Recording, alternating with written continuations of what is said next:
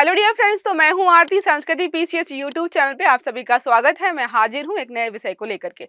आज का हमारा टॉपिक है कि भारत के पहले ऐसे कौन से व्यक्ति थे जो आईसीएस या आईएएस अधिकारी बने थे। तो यहाँ पर हम देखेंगे कि भारत में सिविल सेवा जो है या सिविल सेवा परीक्षा जो है कैसे स्टार्ट हुई, कब स्टार्ट हुई, किसको श्रेय जाता है, भारतीय जो है कैसे इसमें सम्मिलित होना शुरू हुए। हम सबको पता है कि अंग्रेज जो थे वो नहीं चाहते थे कि कोई भी भारतीय सिविल सेवा परीक्षा क्रैक करे, अधिकारी बने या फिर उसमें सम्मिलित हो। धीरे धीरे चीजें ठीक हुई हैं। आज हम यहाँ पर उनकी जर्नी पढ़ेंगे जिन्होंने इस टैबू को जो है खत्म किया कि भारतीय जो है सिविल सेवा परीक्षा पास नहीं कर सकते हैं। खासकर जो है भारतीयों के लिए बहुत कठिन सिलेबस ऐड करते थे, यूरोपीय संस्कृति के बारे में एक्स्ट्रा प्रश्न पूछते थे ताकि जो है भारतीय कोई व्यक्ति जो है उसको पास ना कर पाए। और एज को लेकर भी बहुत मुद्दे थे। मतलब 23 साल, 18 से लेकर के 23 साल कोई उम्र होती है। अगर हम देखें अभी के समय में 23 साल के बाद लोग यूपीएससी के परीक्षा की तैयारी करना शुरू करते हैं। अब यहाँ पे सारी चीजों को हम पढ़ेंगे और समझेंगे। देखिए लिखा भारत के पहले आईएएस ऑफिसर कौन थे, किसी को पता है? पता चल जाए, कोई बात नहीं, हम बता देंगे।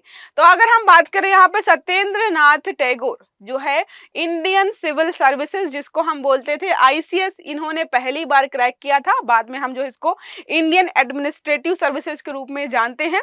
1853 में ये बने थे, ठीक है, याद रखिएगा। 1853 में जो है इन्होंने ये परीक्षा को क्वालिफाई करी थी। इस कठिन परीक्षा को पास किया था, पहले भारतीय थे।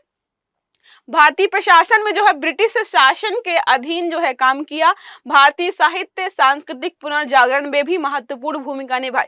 तो ये जो है हमारे सत्येंद्र नाथ टैगोर जी, ये मतलब एक तरीके से सांस्कृतिक भी काम किए इन्होंने और भाषा को लेकर भी, साहित्य को लेकर भी, और भी बहुत सारे काम इन्होंने किए हैं। लेकिन मोस्ट इंपॉर्टेंट आज हम पढ़ रहे हैं कि कैसे इन्होंने जो है इस परीक्षा को पास किया। तो पहले जीवनी देखते हैं। 1 जून 1842 में इनकी जो है या इनका जो है जन्म हुआ था कोलकाता में जोरासांको के टैगोर परिवार में। टैगोर परिवार के बारे में आपने सुना ही होगा।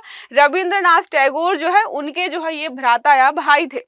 महर्षि देवेंद्र नाथ टैगोर इनके पिता हैं। माता है शारदा देवी, पत्नी है ज्ञान दा नंदिनी देवी, ठीक है। पुत्र या पुत्री की बात करें सुरेंद्र नाथ टैगोर और इंदिरा देवी चौधरानी। आई थिंक आपने जो है इनके बारे में भी पढ़ा होगा बहुत सारी जगह पर।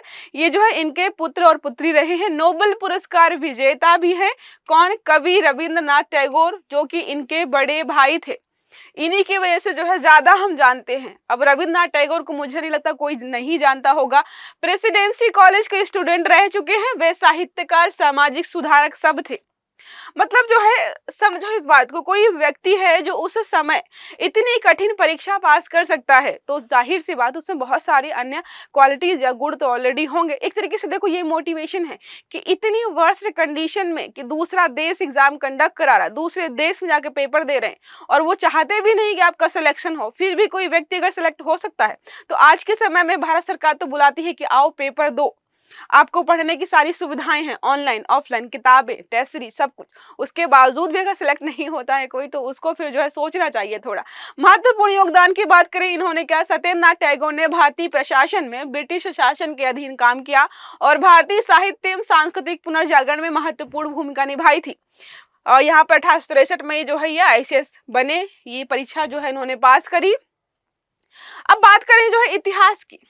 स्टार्टिंग में क्या था, जो भी अधिकारी थे उनकी नियुक्ति जो है मनोनयन से, मतलब वो खुद ही डिसाइड करते थे कि चलो फला फला व्यक्ति को जो है हम जो है भारत में प्रशासनिक प्रशासन को चलाने के लिए व्यक्ति को जो है भेज देते थे। लेकिन बाद में इस बात का बहुत ज्यादा एक तरीके से विरोध किया गया कि आप जो अधिकारी भेज रहे हैं उसके लिए कोई क्राइटेरिया तो बताइए कि कैसे कोई अधिकारी बनना है। तो फिर परीक्षा फाइनली जो है डिसाइड किया गया कि परीक्षा करवाएंगे। उसके बाद जो है यहाँ पर परीक्षा होना शुरू हुई। स्टार्टिंग में परीक्षा होती थी बाहर, वहीं होती थी ट्रेनिंग जो है लंदन में जाकर होती थी, उसका भी विरोध किया गया। सब कुछ देखेंगे यहाँ पर। भारतीय सिविल सेवा की शुरुआत जो है ब्रिटिश ईस्ट इंडिया कंपनी द्वारा की गई थी। पहले क्या था, पहले ये राजस्व का काम करते थे। बाद में क्या किया गया, इनको जो है राजस्व के साथ भारत का प्रशासन संभालने की जिम्मेदारी दे दी गई। उसके बाद जो है उन्होंने इसको शुरू किया। जब ब्रिटिश शासन के दौरान भारतीय प्रशासन का कार्यभार जो है इनके अधिकारियों पर सौंपा गया। सिविल सेवा का प्रारंभिक रूप था इंडियन सिविल सर्विसेज। बाद में जो है इसको आईएएस के रूप में फॉर्म किया गया, हमें ऑलरेडी पता है। 1854 में पहले जिन कैंडिडेट्स को सिविल सर्विसेज के लिए सिलेक्ट किया जाता था ट्रेनिंग के लिए। हेलीबरी कॉलेज, लंदन में एक कॉलेज था हेलीबरी कॉलेज जो है, इनको जो है वहां पर भेजा जाता था। समझिए मतलब जो है, चलो ठीक है, पढ़ लिया, सब कुछ कर लिया, एग्जाम क्वालिफाई कर, लेकिन लैंग्वेज बैरियर, कल्चरल बैरियर, बहुत सारी समस्याएं जो है इनको वहां पर झेलनी होती थी। साथ में ऐसे लोगों के साथ ट्रेनिंग करना जो कि आपको जो है पसंद भी नहीं करते हैं, उनके साथ ट्रेनिंग करना, वहां पर रहना, फिर बाद में उन्हीं के अंडर काम करना जो कि आपके देश का प्रशासन संभाल रहे और वो आपको पसंद नहीं है, तो बहुत मुश्किल रहा होगा। ईस्ट इंडिया कंपनी के लिए काम करने वाले सिविल सर्वेंट्स को पहले कंपनी के डायरेक्टर्स द्वारा नामित किया जाता था।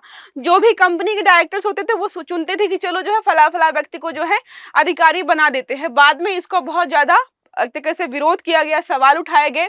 यहाँ पर एक selection committee, Lord Macaulay report में यहाँ पे प्रस्ताव पेश किया गया। उसके बाद यहाँ पर डिसाइड हुआ कि चलो अब जो है परीक्षा करवाएंगे। उसके बाद यहाँ पर जो है परीक्षा करवानी शुरू की गई मेरिट बेस्ड पे। तो 1854 में यहाँ पर जो है इसका गठन किया गया। लंदन में सिविल सर्विसेज या सिविल सर्विस कमीशन का गठन किया गया। अगले साल जो है परीक्षा होना शुरू हो गई। देखो कितना भी बुरा हो लेकिन कितना फास्ट फॉरवर्ड है। रिपोर्ट बनी, 1 साल के अंदर जो है कमीशन सब कुछ होकर पेपर कराना शुरू कर दिया। यहाँ पे जो होता है कि भारत में कोई आपको नियम कानून बनाना है, सालों साल तक इंतजार करना पड़ता है। 1 साल में ही सारा काम इन्होंने कर दिया। और एज लिमिट रखी थी 18 साल से लेकर के 23 साल, जो कि बहुत कम थी। भारतीयों के लिए खासकर जो है बहुत समस्या हो रही थी, क्योंकि इतने कम समय में अपना जो है सब कुछ पढ़ लिख करके जो है सारा सिलेबस कवर करके एक अधिकारी के रूप में नियुक्त होने के लिए बहुत कम था। इसको बाद में बढ़ाया भी गया था। अब भारतीयों के साथ भेदभाव होता था, अलग सिलेबस तैयार किया गया। यहाँ पे देखो, यूरोपीय क्लासिक के लिए ज्यादा नंबर रखे थे उन्होंने। अब मतलब जैसे आप स्टेट पीसेस देखते हो तो हर स्टेट पीसेस का एक खास होता है कि हम अपने राज्य के बारे में ज्यादा पूछेंगे। अब कोई दूसरा व्यक्ति है, यूपी से बिलोंग करता है, मध्य प्रदेश का पेपर देगा तो वो अपने यूपी के बारे में ज्यादा पढ़ता है कि भाई अपने स्टेट में रहना, ये प्रेफरेंस सबकी होती है। जो दूसरे स्टेट का एग्जाम होगा, पता चल रहा है कि 50 क्वेश्चन उस राज्य विशेष से आएंगे, इसका मतलब राज्य सरकार चाहती है कि हमारे यहाँ पर हमारे राज्य के ज्यादा लोग रहें, तो ऐसा इन्होंने भी रखा। अपने जो है यूरोपीय क्लासिक के बारे में क्वेश्चन ज्यादा रखे थे। अंग्रेज नहीं चाहते थे कि इंडियन इस एग्जाम को जो है पास करें, और यहाँ पर जो है शुरुआत में इस चाल को लेकर कामयाब भी रहे। लंबे समय तक कोई भी भारतीय इस परीक्षा को क्रैक नहीं कर पाया। इसीलिए हम पढ़ रहे हैं कि पहले भारतीय आईएएस या आईसीएस अधिकारी कौन बने थे। देखो 1864 में पहली बार किसी ने एग्जाम को क्वालिफाई किया, सत्येंद्रनाथ टैगोर थे। उसके बाद जो है 3 साल या 3-4 वर्ष के बाद 4 भारतीयों ने जो है एक साथ यहाँ पर जो है एग्जाम पास किया। पहले भारतीय जो है हमें पता है ऑलरेडी हो गए हैं। फिर क्या है, भारतीयों के लगातार प्रयास और याचिका के बाद जब यहाँ पर जो है वर्ल्ड वॉर खत्म हुआ, 1922 में जो है परीक्षा कहाँ पर कंडक्ट करानी शुरू की गई, भारत में। प्रथम विश्व युद्ध के बाद 1922 में ये परीक्षा भारत में होना शुरू हुई। अब जो है अभी क्या होता है, आपका जो है पेपर पड़ता है थोड़ा दूर, कि यार 40 किलोमीटर दूर है, हम परेशान हो जाते हैं। यहाँ पर क्या था, दूसरे देश पेपर देने जाना पड़ रहा था। कितना खर्चा आता होगा, क्या क्या समस्याएं आती होंगी। इसका मतलब है जो अच्छी खासी फैमिली से उस समय बिलोंग करता था वही पेपर देने जा सकता था, इसलिए जो इसको थोड़ा सा बदला गया। भारत में किसे कहा जाता है सिविल सेवा का जनक? अब हम बात करें कि भारत में किसको हम जानते हैं कि हाँ सिविल सेवा इसी व्यक्ति ने स्टार्ट की थी, तो खासकर जो है लॉर्ड कॉर्नवालिस को ही हम यहाँ पर इनके रूप में जानते हैं।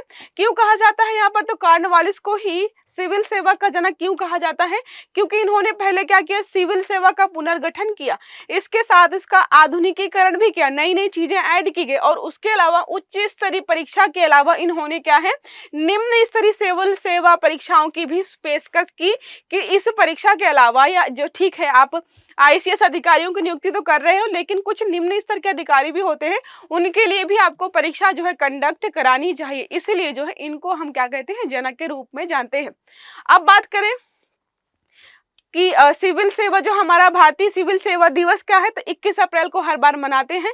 जो भी हमारे हैं भारत के पहले गृह मंत्री सरदार वल्लभ भाई पटेल है, उनकी याद में हम हर बार मनाते हैं।